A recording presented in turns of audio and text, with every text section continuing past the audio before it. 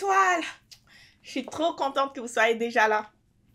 En fait, j'ai trouvé quelque chose, puis j'aimerais vraiment la partager avec quelqu'un.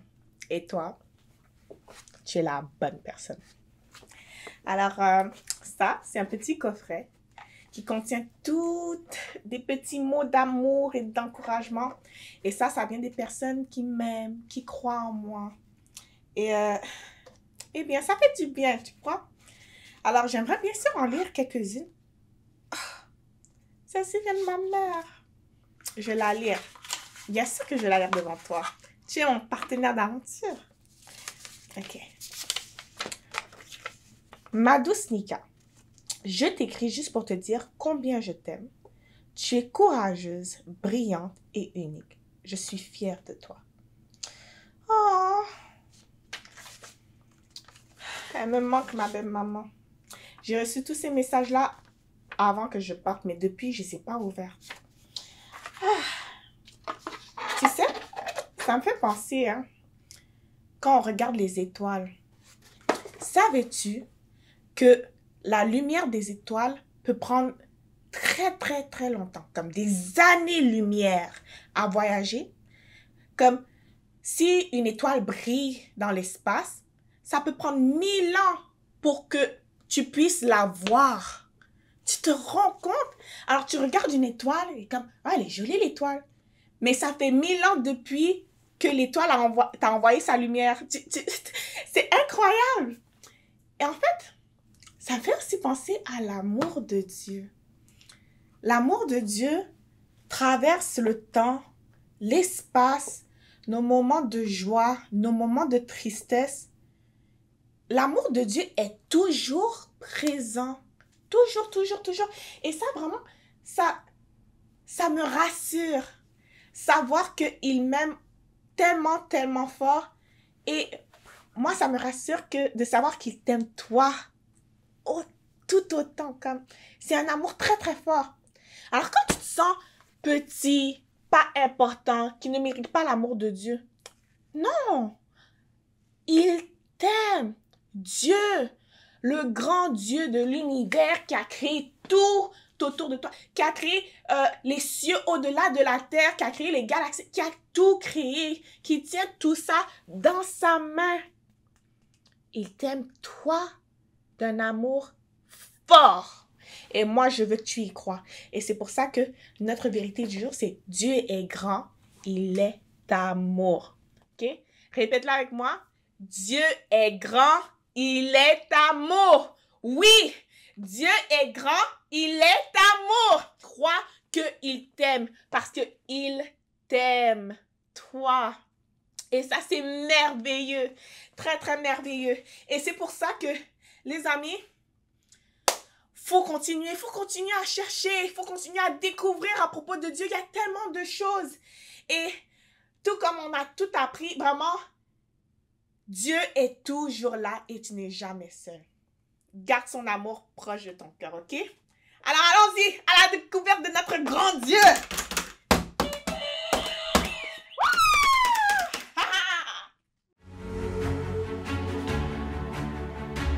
Dieu est grand. Il est amour.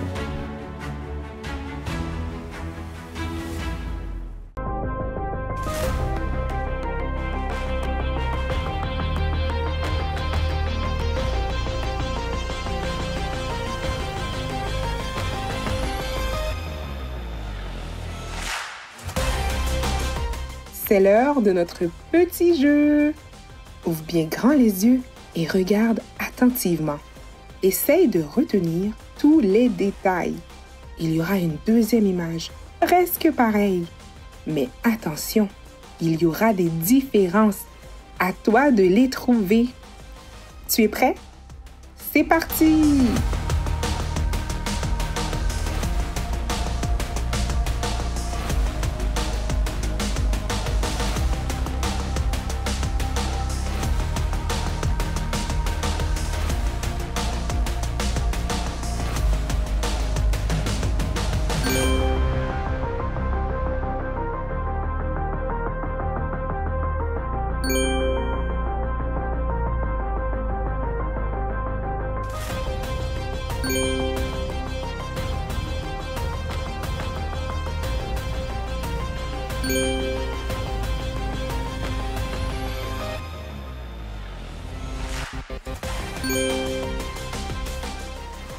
Alors, as-tu réussi à repérer les différences?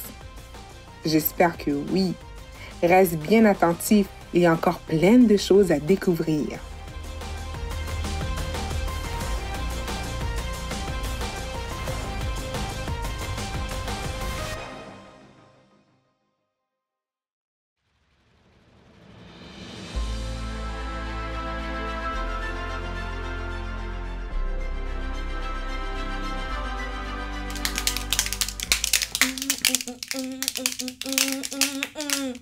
Oh, j'aime les fêtes. J'aime tellement, tellement, tellement les fêtes.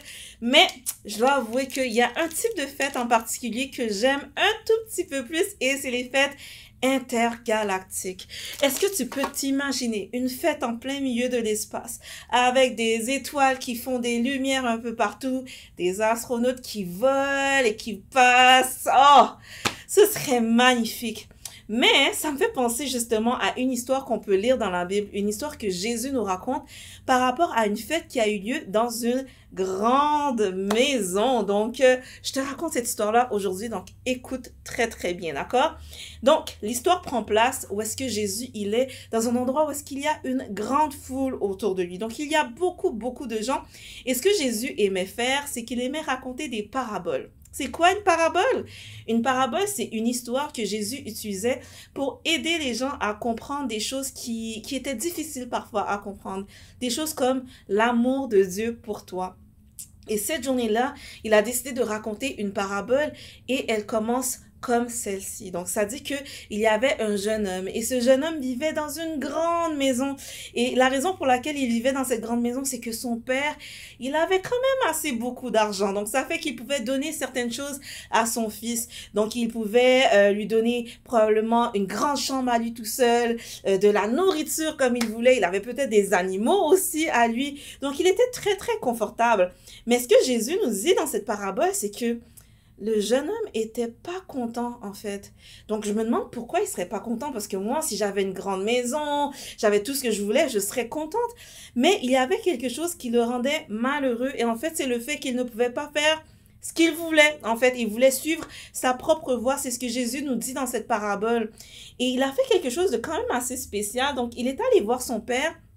Et il est allé lui demander son héritage. C'est quoi un héritage? En fait, dans le temps, il y avait une tradition qui disait que quand un parent, donc surtout le père, il mourait, donc il donnait ses biens, donc son argent, sa maison, tout ce qu'il avait allait à ses enfants. Normalement, c'est quelque chose qui arrive quand un parent meurt. Mais lui, ce jeune-là, parce qu'il voulait vraiment vivre sa propre voie, il a décidé d'aller voir son père et de lui demander de lui donner son argent immédiatement. Donc, l'argent qui allait lui revenir si son père mourait, il voulait l'avoir maintenant. Donc, c'est ce qu'il a fait. Il est allé voir son père et lui a demandé justement l'argent de son héritage. C'est sûr que son père a dû probablement être triste. Il a dû se demander pourquoi son fils voulait ça. Et la raison pour laquelle peut-être il se posait toutes ces questions-là, c'est parce que il aime son fils. Et la Bible, non seulement ça nous parle dans cette parabole de l'amour du père pour son fils, mais ça nous parle aussi de l'amour de Dieu pour nous. Dans la Bible, il y a un verset dans Jérémie 31, verset 3. Donc, je vais le lire de la parole de Dieu qui dit « Je t'aime d'un amour éternel ». Dieu nous dit qu'il nous aime. Et la Bible nous dit aussi plein d'autres choses par rapport à Dieu. Ça nous dit que Dieu est le créateur. Il a tout fait, tout ce qui existe. Est-ce que tu peux penser à une chose que Dieu a créée? Je te laisse réfléchir. Ouais, t'as quelques bons exemples. Moi, je vais te dire quelque chose de spécial, ok? Dieu, sa création la plus spéciale, c'est toi. Oui, Dieu, il t'a créé toi, il a créé les arbres, il a créé les animaux, il a tout fait et il t'aime. Donc ça, c'est tellement des belles choses à découvrir sur Dieu. Et la parole de Dieu nous dit aussi que Dieu, il est 100% bon, il est parfait. Donc lui, il ne fait pas d'erreur et c'est tellement des belles vérités à apprendre sur lui. Il est amour. Et le même amour que le papa, il avait pour son fils dans cette histoire-là, Dieu, il l'a pour nous. Donc le papa, il a dû être confus, mais la Bible nous dit que malgré tout, il a accepté de donner de l'argent à son fils. Il a accepté de lui donner la portion qui lui revenait de son héritage. Et est-ce que tu sais qu'est-ce que le fils il a fait? Il a pris cet argent et il est allé le dépenser comme il le voulait. Tu te rappelles, tantôt, je te parlais d'une fête. Donc, lui, ça dit dans la parabole que Jésus racontait qu'il est allé faire probablement la fête, plein de choses et qu'il vivait une vie qui n'était pas vraiment super bien. Ça dit qu'il a beaucoup commis de péchés, qu'il ne faisait pas de bonnes choses avec cet argent qu'il avait demandé à son père. C'est quand même assez triste parce que malgré le fait que son père l'aimait de tout son cœur, il avait choisi de prendre une mauvaise direction. Et ça me fait penser à quelque chose aussi que la parole de Dieu nous dit. La parole de Dieu nous dit que nous aussi, nous choisissons de prendre notre propre voie. Comme le Fils, il avait choisi de prendre sa propre voie, de vivre sa vie comme il veut. La parole de Dieu nous dit que nous aussi, on fait la même chose. Et je vais te lire un petit verset qui se trouve dans Ésaïe 53, verset 6, et ça dit « Nous étions tous errants comme des brebis, chacun suivait sa propre voie. » Oh, mais ça c'est triste quand même, parce que quand ils utilisent le mot comme errant, c'est-à-dire qu'on était totalement perdu, on marche sans nécessairement avoir un certain but, et ça c'est ce que ça fait quand on fait des péchés. Est-ce que tu sais c'est quoi le péché? Oui? Est-ce que tu penses que tu peux réfléchir à quelques exemples de péchés auxquels tu peux penser? Ouais. Oui, il y a plein d'exemples de péchés que tu peux faire. Par exemple, si tu passes dans un magasin et que tu prends un bonbon, ça, c'est un péché qu'on appelle voler. Et si jamais, on va dire, maman, papa te demande de faire quelque chose et que tu leur dis que tu l'as fait alors que tu ne l'as pas fait, ça, c'est mentir. Oui, ça, c'est un péché aussi qui est très, très grave. Et la parole de Dieu nous parle du péché et nous dit que le péché, c'est le plus grand problème qu'on a. Pourquoi est-ce que c'est le plus grand problème qu'on a? Tu te rappelles au début, je t'avais dit que Dieu est plusieurs choses. Il t'aime, il est amour, il est le créateur, mais il est aussi parfait. Et le péché, ce n'est pas parfait, c'est de mauvaises choses. Et le péché, ce que ça fait, c'est que ça nous sépare de Dieu et ça nous empêche d'avoir une relation avec lui. Et ça, c'est un gros problème. Un gros problème que nous avons, mais un problème aussi que le Fils, dans cette histoire, il avait. Mais je pense pas qu'il savait encore qu'il avait ce problème-là parce que lui, il était convaincu qu'il voulait absolument vivre sa propre voie. Donc, le Fils, il vit sa vie et il fait la fête. Et un jour, il arrive et il prend son argent parce qu'il veut encore se gâter et il n'y a plus rien. Il ne lui reste plus d'argent. Comment est-ce qu'il va faire pour continuer à vivre sa vie? Mais à ce moment-là, il doit se dire, je ne peux pas retourner chez mon père, je vais avoir honte, j'ai dépensé tout mon argent, il n'aura plus rien à me donner, j'ai pris tout l'argent qui me revenait et je l'ai dépensé.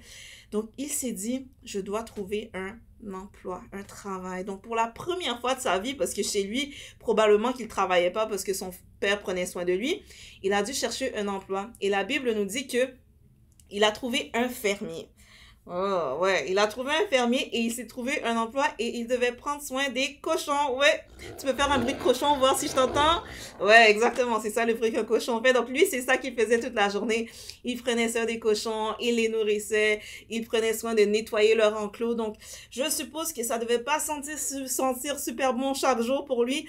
Et la Bible nous dit aussi qu'il était tellement mal en point qu'à un moment donné, il avait même plus de quoi manger. Donc, il mangeait ce que les cochons mangeait. Oh, ça doit quand même beaucoup changer parce qu'à mon avis, il devait beaucoup mieux manger chez son père. Et dans l'histoire que Jésus raconte, il dit justement que le Fils a commencé à réfléchir à ce moment-là. Il s'est dit, et il repensait à toute sa belle vie qu'il avait chez son père et il se disait, même les serviteurs, les gens qui travaillent chez mon père ont une meilleure vie que ce que je vis en ce moment. Les serviteurs chez son père, ils mangeaient bien, ils étaient logés, même s'ils étaient là pour travailler, alors que lui, il était là assis dans l'enclos avec les cochons et il était triste et malheureux. Donc, qu'est-ce qu'il va faire à ton avis? Donc, l'histoire nous dit que ce qu'il a décidé de faire, c'est qu'il a décidé de retourner chez son père. Et il avait formulé un plan, en fait. Il avait formulé quelque chose qu'il allait dire à son père. Il voulait demander à son père de le reprendre chez lui et de l'accepter comme étant un serviteur. Il se disait que et je suis pas assez bon. J'ai fait trop de mauvaises choses. J'ai trop blessé mon père pour revenir et lui demander de m'aimer à nouveau.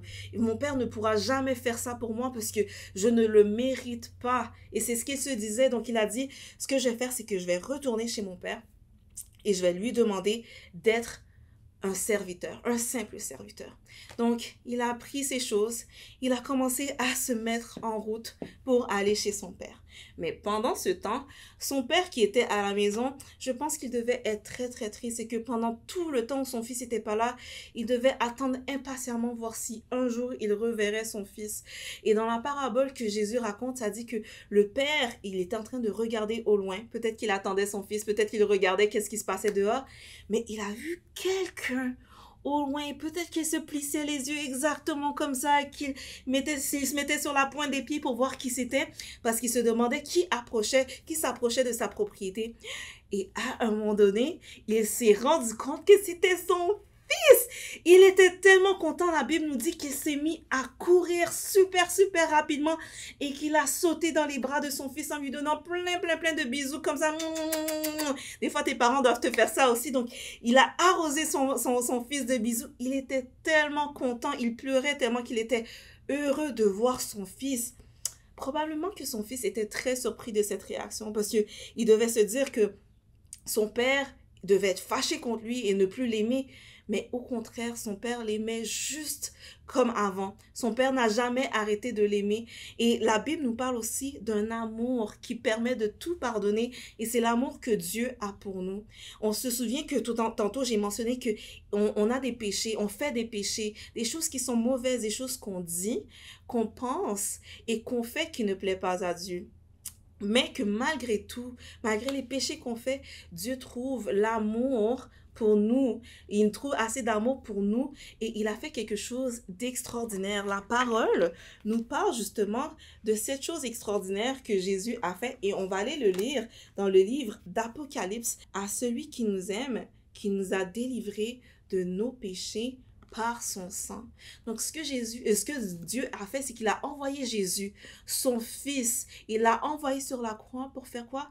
Pour nous délivrer de nos péchés, pour prendre le pardon de nos péchés et nous sauver de justement la punition du péché qui est d'être séparés de lui pour toujours. Donc Jésus en allant à la croix, parce que Jésus, il n'a jamais rien fait de mauvais, il était 100% bon, exactement comme Dieu, il est le Fils de Dieu. Ce qu'il a fait, c'est qu'il a pris le pardon de nos péchés à la croix, alors que lui, il ne méritait pas d'avoir une punition. Si tu fais juste de bonnes choses, est-ce que tu mérites d'être puni et de rester dans ta chambre? Non. Ok, et si tu as 100% dans un examen, est-ce que tu mérites d'être coincé en retenue? Non, non, quand tu fais de bonnes choses, normalement, tu n'as pas de conséquences. Mais Jésus, parce qu'il nous aimait, il a décidé de prendre la conséquence pour nos péchés et d'aller à la croix pour que, à travers son sang, à travers son sacrifice, on puisse avoir le pardon de nos péchés. Mais l'histoire ne s'arrête pas là avec Jésus. Non, non, non, non. Il est allé à la croix. Des gens méchants lui ont fait du mal.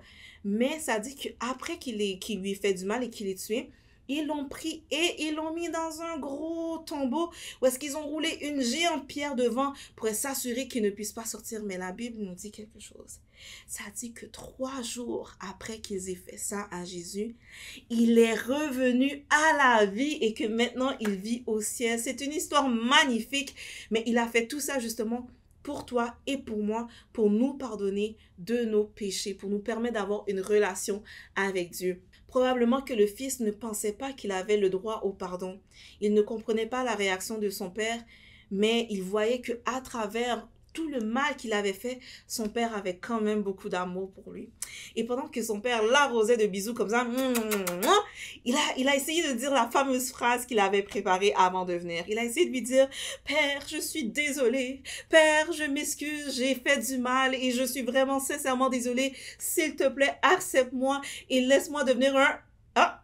Mais il n'a pas pu finir sa phrase. La Bible nous dit que son père était tellement heureux de le revoir qu'il n'a absolument pas laissé son fils parler et il a demandé à ce que les serviteurs de sa maison lui apportent le plus beau des manteaux, lui mettent une jolie bague au doigt et il a demandé qu'on prépare une grande fête pour célébrer le retour à la maison de son fils. fils. Il était tellement content, il ne voulait rien entendre d'autre. Donc son fils n'a même pas eu le temps de demander d'être serviteur.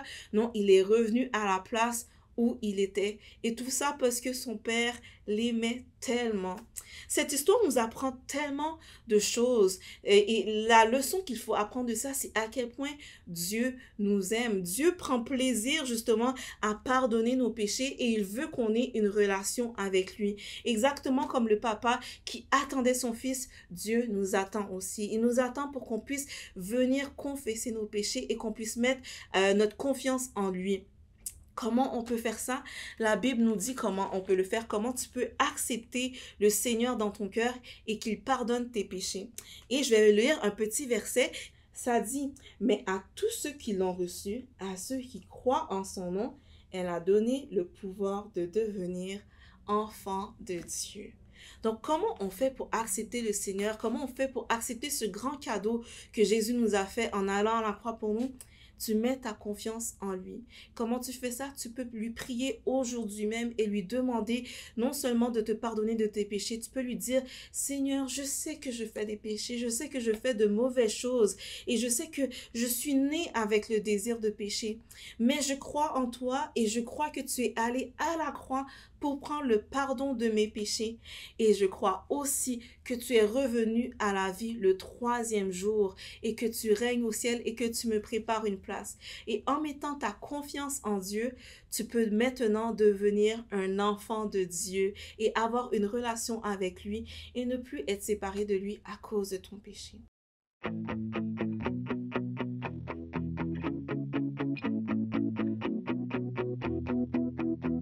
Mon Dieu est fort, il fera toutes choses petites, grandioses.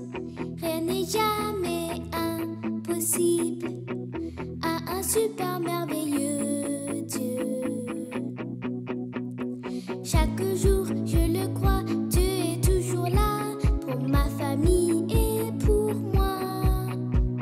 Chaque jour, je le crois, plus grand est celui qui vit au-dedans de moi.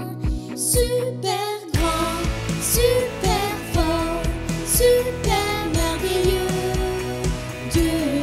Super grand, super fort, super merveilleux Dieu.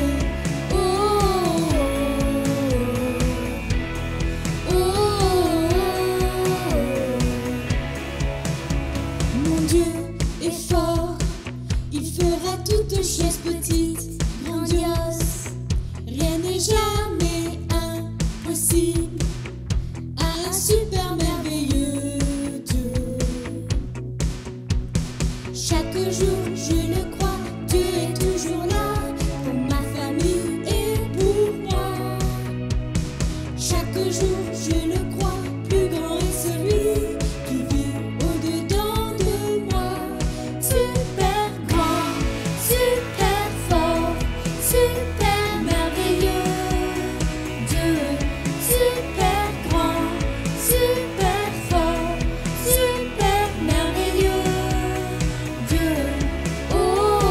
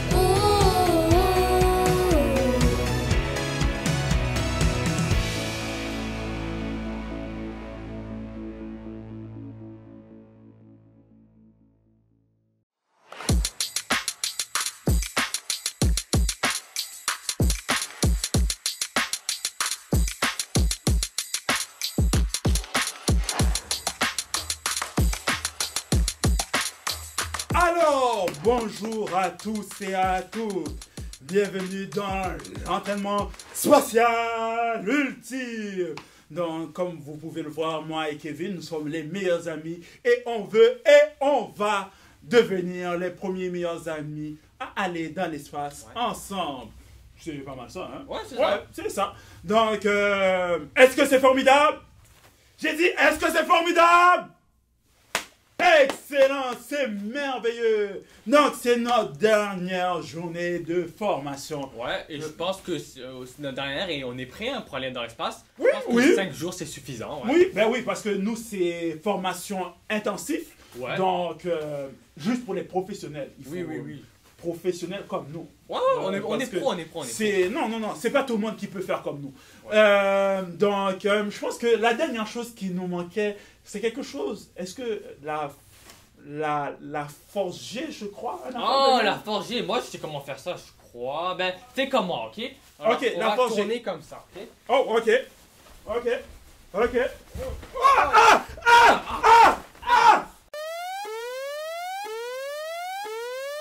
Événement catastrophique! Événement catastrophique! Oh. Ce n'est pas un exercice! Je n'entends plus rien! Événement catastrophique! Pébo! Je n'entends plus rien! Je n'entends plus rien! Événement catastrophique! Au secours! Je n'entends plus rien! Pébo! Oh, c'est vraiment quelque chose qui pourrait se passer dans l'espace, ok? Lis sur mes lèvres. Quoi? Lis T'as sur dit mes quoi? lèvres. Tu vas nourrir un lièvre! Non, lis mes lèvres. Le bruit t'énerve! Est-ce que tu comprends ce que je dis? Tu le gardes, je dis! Non! Oh! Oh non! Je n'arrive pas à lire sous tes lèvres, c'est catastrophique! Ok, fais de la formation! Je pense que je suis trop mauvais, je n'arrive pas à lire sous tes lèvres! Oh non! Je suis trop nul, je suis un mauvais astronaute! Oh. Tu m'entends maintenant? Tu m'entends? Oui, je Tu t'entends! n'es pas nul, ok? C'est correct de faire des fautes, ok? Dieu t'aime, c'est ça le plus important. Dieu t'aime, ok? Même quand tu fais des erreurs, Dieu t'aime, ok? Oh, merci, oui, c'est vrai! Dieu m'aime beaucoup, il m'aime énormément. Tu es le meilleur ami que j'ai. Oh, vraiment, merci beaucoup. Ben, je pense que là, on s'est bien entraîné et je pense que c'est la fin de la formation. Ça fait 5 jours qu'on s'entraîne fort et Ouais. puisqu'on est prêt pour l'espace, je vais faire mes bagages. Oh oui, tu as raison. Quoi? Faire tes bagages? Attends. Oh. On se retrouve dans l'espace. Ah, attends-moi.